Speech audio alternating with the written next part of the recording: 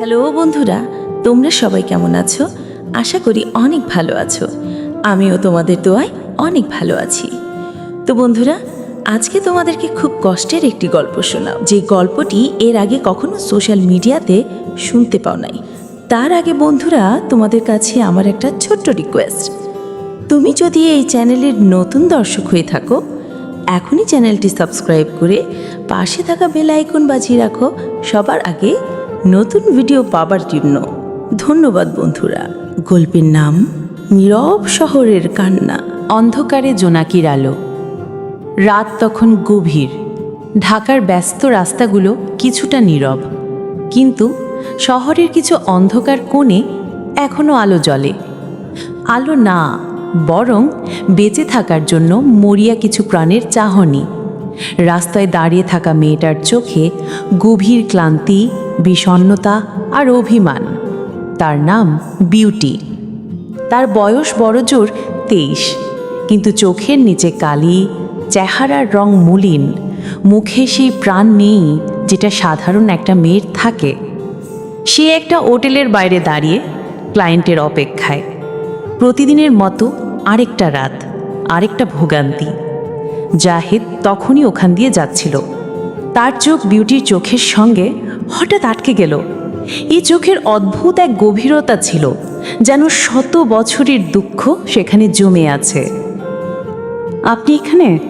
জাহিদ অবাক হয়ে প্রশ্ন করল। বিউটি একটু চমকে উঠল।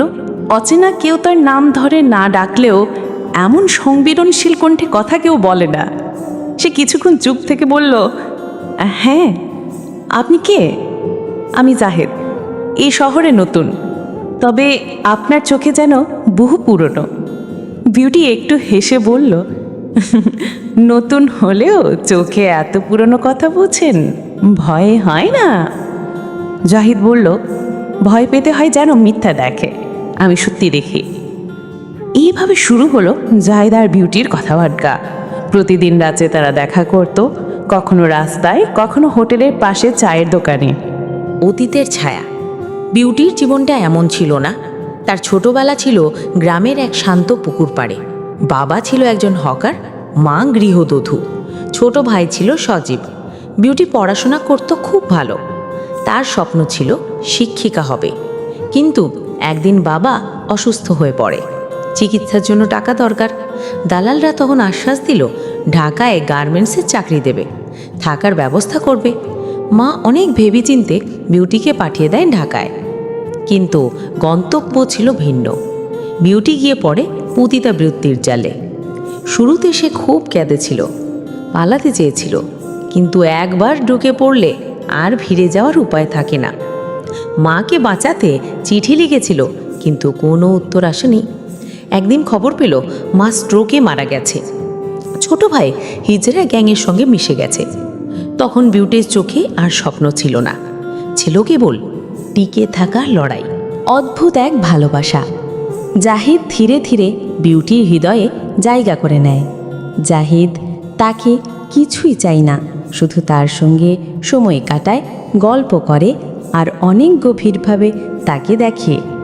তুমি চাইলে আমি তোমাকে এখান থেকে বের করে আনতে পারি, একদিন জাহিদ বলল। বিউটি একটু কেঁদে বলল, আমি মানুষ না রে জাহিদ, আমি একটা পণ্য যাকে সমাজ কিনেই ব্যবহার করে আর ফেলে দেয়। জাহিদ বলল, তুমি মানুষ, আমার চেয়ে অনেক বেশি। তুমি বাঁচতে চেয়েছিলে, তাই নিজেকে বিকিয়ে দিয়েছিলে। এটা পাপ নয়, এটা বাঁচার লড়াই। বিউটি চুপ করে রইল। তার চোখে এক ফোঁটা জল গড়িয়ে পড়ল। এতদিন পর কেউ তাকে মানুষ বলল। স্বপ্ন। জাহিদ তাকে একটা কাজের অফার দিল, একটা ছোট বইয়ের দোকানে কাশিয়ার হিসেবে। বিউটি রাজি হলো না। সে ভয় পায় সমাজকে, মানুষকে। জাহিদ একদিন তার হাত ধরে বলল, আমি তোমার পাশে থাকব, যতদিন তোমার সাহস না আসে আমি যাব না। এই সাহস পেয়ে বিউটি একদিন সেই হোটেল ত্যাগ করল। নতুন জীবন শুরু করলো এক পুরনো বইয়ের দোকানে। প্রথম দিকে মানুষ সন্দেহ করত, নাক সিটকাত, কিন্তু বিউটি নিজের ব্যবহার, সততা আর মিষ্টি হাসি দিয়ে সেই কাঁটা এক একে তুলে ফেলল। জাহিদ প্রতিদিন আসত, বই পড়ত, গল্প করত। তাদের মাঝে গড়ে উঠল এক গভীর ভালোবাসা। সমাজের ছুরি, তাদের সম্পর্ক সমাজ মেনে নেয়নি। বিউটির অতীত তুলে এনে জাহিদকে কটাক্ষ করা শুরু হলো। একদিন জাহিদের মা এসে বলল, তুই একটা বেশ্যাকে বিয়ে করবি? তোর বাপ মরলে কবর থেকে উঠে আসতো রে। জাহিদ বলল, মা, মানুষকে তার অতীত দিয়ে বিচার করো না, ও আজ যে হয়ে উঠেছে সেটাই আসল। কিন্তু মায়ের কান্না, আত্মীয়দের বয়কট, সব কিছু জাহিদকেই এক মানসিক দ্বন্দ্বে ফেলে দেয়। একদিন সে চুপ করে পড়ে গেল বিউটির জীবন থেকে। নীরব কান্না জাহিদের হারিয়ে যাওয়া বিউটির জীবনে আরেকবার অন্ধকার নামিয়ে আনলো। সে আবার সেই পুরনো জায়গায় ফিরে গেল না, কিন্তু বুকের ভেতর ঝড় বইতে লাগলো। সে এখন বই বিক্রি করে, রাতগুলো একা একা কাটায়, জাহিদের দেওয়া পুরনো বইগুলো ধরে কাঁদে। একদিন হঠাৎ এক প্যাকেট আসে দোকানি, ভেতরে এক চিঠি আর একটা চেন। চিঠিতে লেখা ছিল, বিউটি, আমি দুর্বল ছিলাম, সমাজের ছাল ভয় পেয়েছিলাম, কিন্তু তোমাকে ভেবে প্রতিদিন মরে যাচ্ছি। আমি ফিরে আসতে চাই, তুমি কি আমাকে আবার একবার ভালোবাসতে পারো? চিঠি পড়ে বিউটির চোখে জল। সে চুপ করে দোকানের সামনে বসলো, জাহিদকে ফেরার অপেক্ষায়। ছায়া, পৃথিবীর সব ফুল ঘ্রাণ দেয় না, আর সব মানুষ মানুষ হয়ে বাঁচে না। বিউটি আজ একা একটা চায়ের কাপ নিয়ে বসে আছে। সামনে ছড়িয়ে ছিটিয়ে আছে পুরনো কিছু ছবি, ছোটবেলার ছবি, মায়ের মুখ, গ্রামের বাড়ির পুকুর পাড়, আর একটা মাত্র ছাড়া কাগজে লেখা নাম, সজীব ভাই। তার ছোট ভাই, যে ভাইয়ের হাত ধরে সে একদিন মেলার মাঠে ঘুরেছিল, এখন সেই ভাই কোথায়, কেমন আছে, বেঁচে আছে কিনা কিছুই জানে না। সময়ের স্রোতে কত কিছু যে হারিয়ে গেছে। চায়ের দোকানের পাশেই বসে থাকা এক বয়স্ক লোক হঠাৎ জিজ্ঞাসা করলো, মেয়ে, এমন করে একা একা বসে থাকিস কেন রে? বিউটি একটুও ঘাবড়ে না গিয়ে মৃদু হাসল। এই হাসিটুসি মুখে আঁকা রেখেছে, এই শহর তাকে কাঁদতে দেয় না। এই শহরে মানুষ ভিতরে কাঁদে, বাইরে না চাচ্চু, সে বলল। লোকটি মাথা নেড়ে বলল, ঠিক বলছিস, আমি তো ওদের মতো মেয়েদের প্রতিদিন দেখি, কেউ কারো গল্প জানে না, শুধু দেখে বেশ্যা, কিন্তু কেউ বোঝে না তোরা মানুষ। এই কথায় বিউটির চোখ ছলছল করে উঠল। সে ফিসফিস করে বলল, আমি কাউকে দোষ দেই না, আমিও একসময় নিজেকে ঘৃণা করতাম। স্মৃতির দরজা খুলে গেল।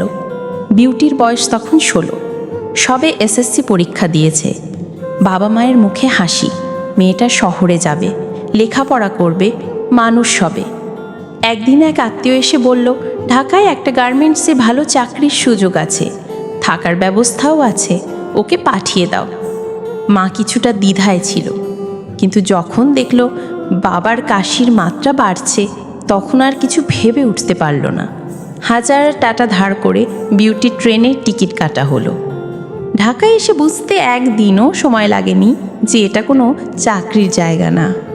বিউটি পৌঁছালো এক অন্ধকার ঘরে, যেখানে কড়া আলো, সস্তা পারফিউম আর দালালের ঠোঁটে ঘৃণ্য হাসি। প্রথম রাতে সে কেঁদেছিল পুরোটা, দরজা ভেঙে পালাতে চেয়েছিল, কিন্তু মার খেয়ে জ্ঞান হারায়। পরদিন সে জানলো তার শরীর এখন আর তার নিজের না, এটা বিক্রির জন্য রাখা হয়েছে।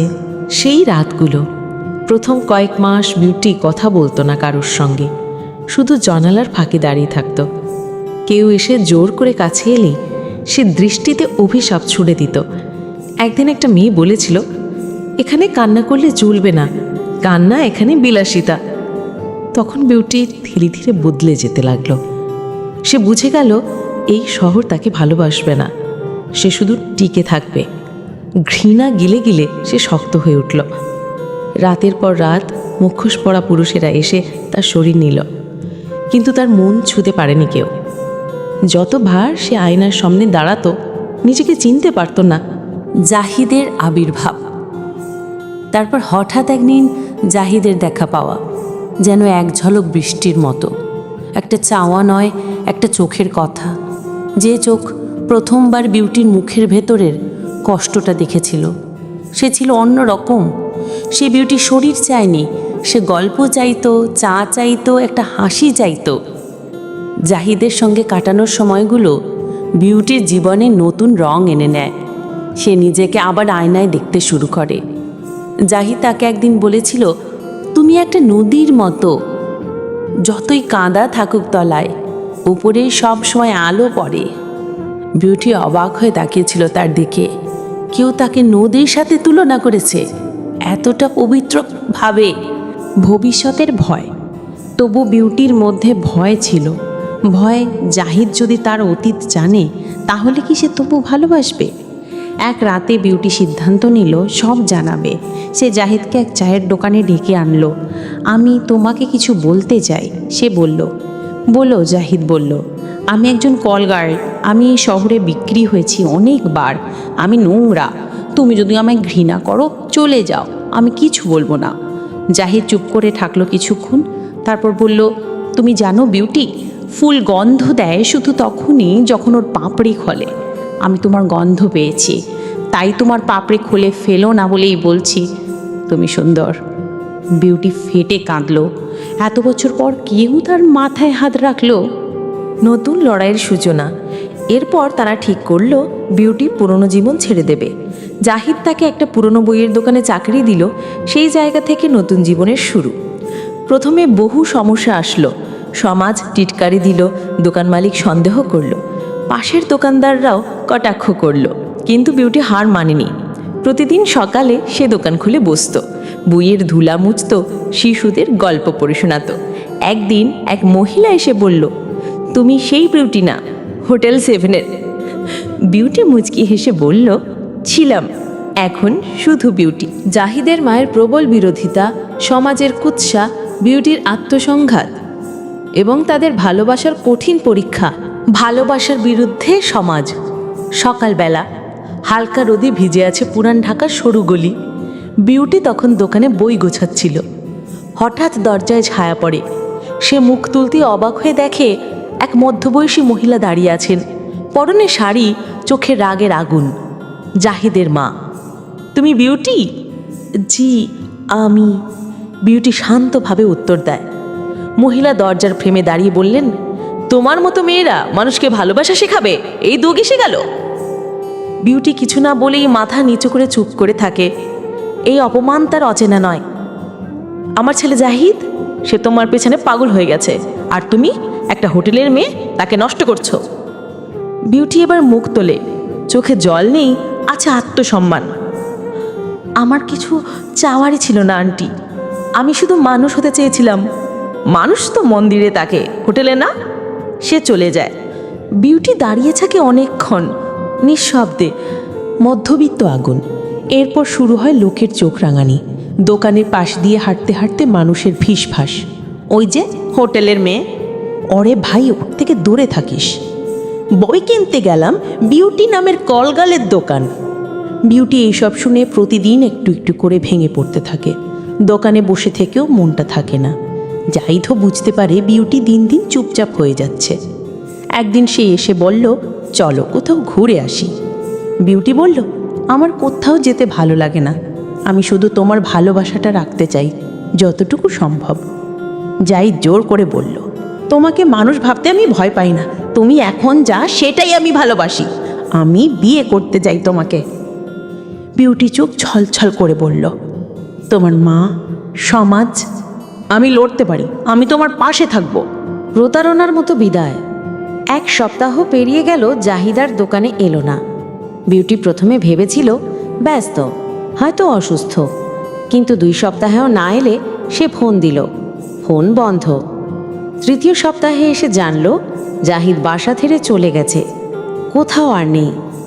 দোকানের চৌকিদার ফিসফিস করে বলল, জাহিদের মা নাকি চুর করে তাকে চট্টগ্রামে পাঠিয়ে দিয়েছে বিয়ের কথা পাকাপাকি করে। বিউটি কিছু না বলে আবার দোকানে বসে পড়ল। সেদিন সন্ধ্যায় সে দোকান বন্ধ করল না, রাত পর্যন্ত একা বসে রইল। বিউটি বোঝে এটা তার কপাল। সে কাউকে দোষ দেয় না, নিজের কপালটাই মলিন। একটি চিঠি। চতুর্থ সপ্তাহে একদিন একটা খাম এসে দোকানে, ভেতরে ছোট একটা চিঠি আর এক টুকরো চেন। চিঠিটা লেখা, বিউটি, আমি দুর্বল ছিলাম। মা, সমাজ, আত্মীয় সবাই একসাথে হঠাৎ পিঠে ছুরি মেরেছিল। আমি পালিয়ে এসেছি, কিন্তু তোমার মুখ, তোমার কষ্ট সবসময় চোখের সামনে ভাসে। আমি এখন কিছুই ঠিক করতে পারিনি, শুধু জানি তুমি ভালোবাসার যোগ্য। আমি ফিরব, যদি ততদিন তুমি আর কাউকে ভালো না বাসো। আমি তোমার সামনে আবার হাঁটু গেড়ে দাঁড়াবো। জাহিদ। বিউটি চিঠিটা পড়েও কাঁদল না। সে চেইনটা হাতে নিয়ে বুকের কাছে চেপে বলল, তুই যদি ফিরে আসিস আমি থাকবো, কিন্তু আমি আর অপেক্ষা করব না, আমি বাঁচব। একটা নতুন সকাল। সেই দিন থেকে বিউটি আর কাউকে কিছু প্রমাণ করার চেষ্টা করে না। সে শুধু নিজের মতো করে বাঁচে। দোকানে ছেলেমেয়েরা আসে, গল্প শোনে, সে বই দেয়। মাঝে মধ্যে একা রাতে ছাদে গিয়ে চাঁদ দেখে। তার মুখে এখনও দুঃখ আছে, কিন্তু চোখে এখন আগুন। এখন সে কারো প্রেমিকাকে খুঁজে ফেরে না, সে নিজেই নিজের প্রেম। ফিরে আসার গল্প। ঢাকার এক সকাল। অনেক দিন পর হালকা শীত পড়েছে। বিউটি বইয়ের দোকান খুলে চা বানাচ্ছিল। পিছন থেকে এক কণ্ঠ ভেসে এলো, এক কাপ চা পাবো? চায়ের কাপ ঝাঁকুনি খেয়ে পড়ে যাচ্ছিল। শেষ মুহূর্তে ধরে ফেলে বিউটি। সে জানে এই কণ্ঠ, এই আওয়াজ, এ সুর কেউ ভুলতে পারে না। সে ধীরে ধীরে ঘুরে তাকালো। জাহিদ।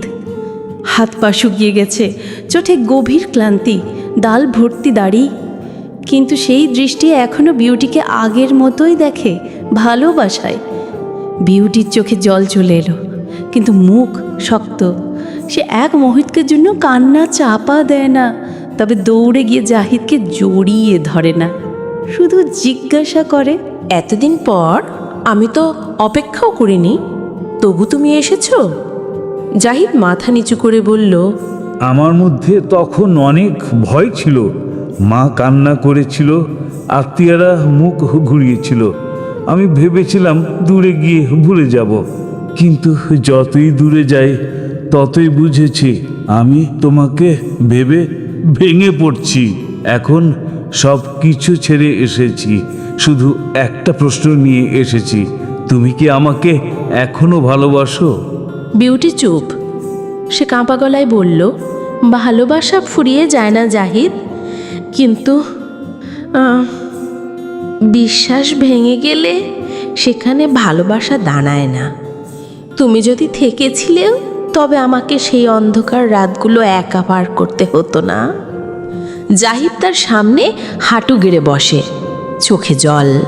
আমি তোমার পাশে থেকে জীবন কাটাতে এসেছি। আমি চাই না তুমি আর একা বই ডুবে থাকো। আমি তোমার গল্পে থাকতে চাই, শেষ পাতায় নয়, শুরু থেকেই।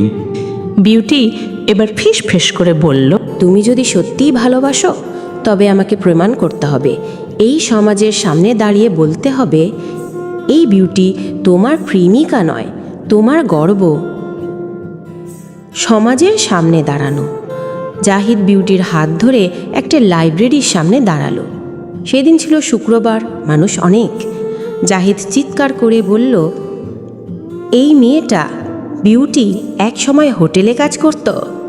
সে সমাজের চোখে কলগার, কিন্তু আমার চোখে সে সবচেয়ে সাহসী, সবচেয়ে সত্যিকারের মানুষ।